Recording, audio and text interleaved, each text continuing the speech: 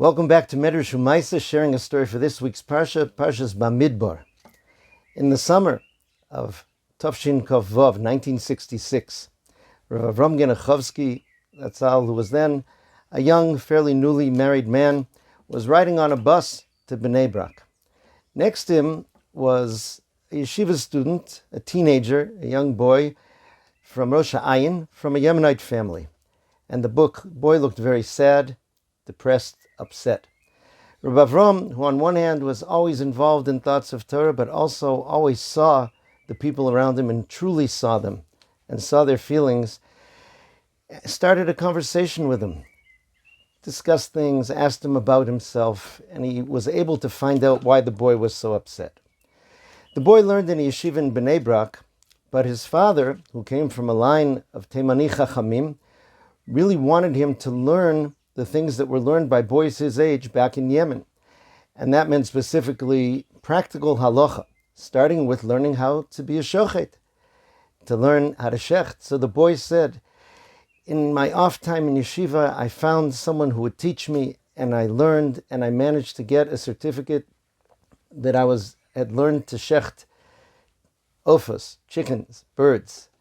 Wasn't enough for my father. He said, good, now get certified to shecht behemoths, cows, sheep, etc.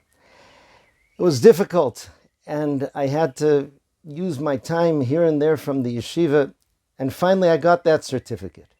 I brought it home to him this Shabbos. I thought he would be so happy, but he simply said, good, now it's time for you to get smicha yore, to learn the laws of Shulchan Aruch Yeridea and get tested on them and get a certificate. That's what I did at that age. That's what your grandfather did. That's what we all do. He says, the yeshiva's already not happy with me for devoting time to these extra studies. I don't know what I'm going to do. I don't know who and with whom and how I'll be able to learn these things. Rav Avraham said, this is Min HaShamayim. This is so special. He says, you'll be able to help me with a problem that I have. You see, I'm fairly recently married, and I learn at home at night by myself. Now, I was used to learning in yeshiva where it's so lively, and I have to admit that I've been feeling lonely at night. If you could come and learn with me, I actually recently learned those halachas myself. He didn't mention that 2 years previously he received smicha from the Chibina Rav. He says, I would love to review them, and then I could learn with you, and you would help me, and I wouldn't be so lonely. The boy was delighted. He said, but how are we going to know that we're learning things right, and who's going to test us? Rav Avraham very modestly said, there are people in Bnei Brak we can ask if we have questions, and we'll arrange for you to be tested at the end. And so it was. The boy came every night to Rav Avraham's house. Now, he tried asking him his name.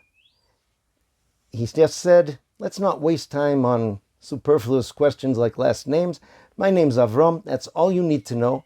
And let's decide that we're going to keep this learning a secret. It'll be our secret. You don't tell anybody, I don't tell anybody. So it was. He was a very polite boy. He was very grateful, and he didn't pry.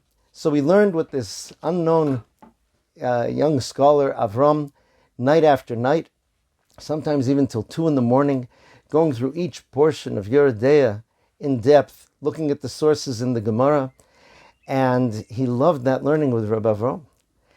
After 6 months, he came to Rabbi Avraham with good news and bad news.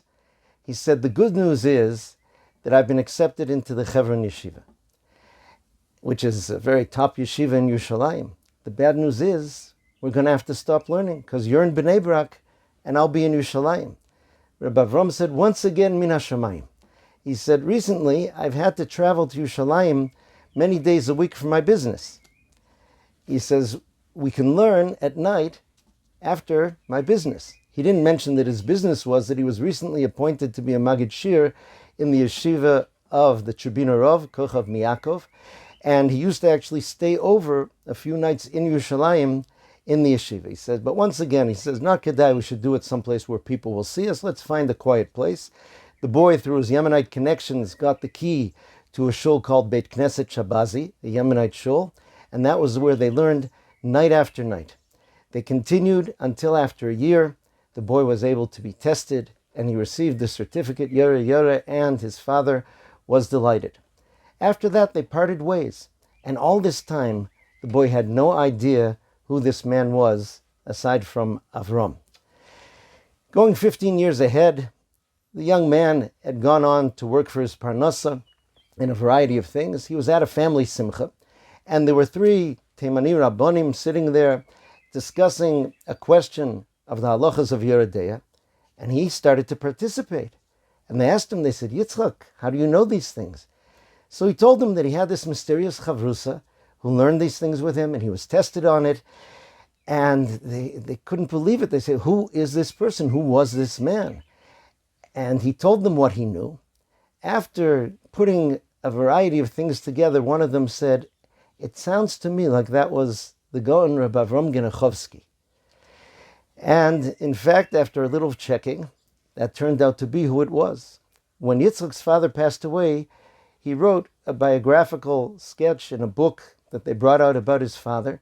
And there he described his father's pushing him to learn those halachas, and that mysterious chavrusa who he then wrote, he said, and I now learned that that was the great Gaon Rav Avraham Genechovsky. Nonetheless, he didn't want to pry into Rav Avram's life. He was very busy, worked in government offices. And then somehow he heard that Rav Avram was ill. It was Tafshin Ayin Beis, 1992, and Rav Avram was sick with the illness that eventually led to the end of his life. And Yitzchak felt that he had to go and say something. He went to Rav Avram, who was in the hospital in between treatments, and they sat together for 10 minutes and reconnected. Not long after that, when Rav Avram passed away, so before the Levaya in Bnei Brak, he had been in the Shaare Tzedek hospital. And when the Mita, when the nifter was taken out from the hospital, there was a crowd who had already gathered there of about 100 people. And there was one Yemenite man in his middle age who was crying and crying uncontrollably, like a child who had lost a parent. In Parshas Bamidbar, it starts off with the word Bamidbar. Hashem speaks to Moshe Bamidbar in the desert. In the Medrash it says that whoever does not make himself like a midbar, like a desert, hefker, ownerless, meaning that anybody can come in and take whatever is there, he cannot acquire wisdom and Torah. Rabbi Avram didn't view the Torah that he had as his. He viewed it as the Torah of everyone, and he shared it in a very special way. Have a wonderful Shabbos.